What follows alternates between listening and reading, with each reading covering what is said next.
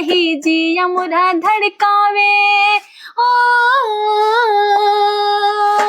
कोयल बोली कान में आवे ताही जिया मोरा धड़कावे। ले जा संदेशा पहुँचावे बदरवा चली जाइया रावा के गावे। बदरवा चली जाइया रावा के गावे। कोयल बोली बाग में आवे ताही जिया मोरा धड़कावे। ले जा संदेशा पहुँचावे बदरवा चली जाइया रावा के गावे। प्यारे उनसे कैले बानी बेवफा हम नाही। वो चाहे हम कहता हम दिल से चाही। प्यारे उनसे कैले बानी बेवफा हम नाही। वो चाहे हम कहता हम दिल से चाही। दिल पे नमवा लिख ले बानी भले ही ससुरा में हम बानी। हो दिल पे नमवा लिख ले बानी भले ही ससुरा में हम बानी।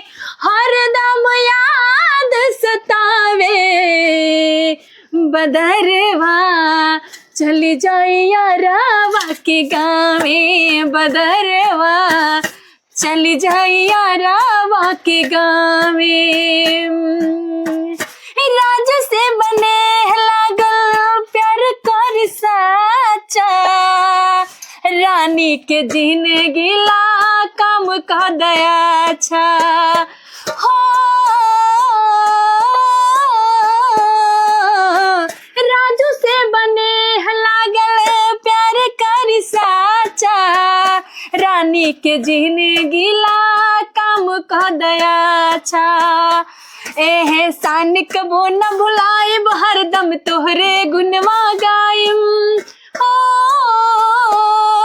सुन के खबर मिल आजा बदरवा चली जाइया रावा के गावे। बदरवा चली जाइया रावा के गावे। बदरवा चली जाइया रावा के गावे।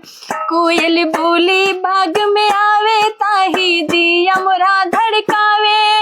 ले जा संदेशा पहुँचावे बदरवा चली जाइया रावा के गावे।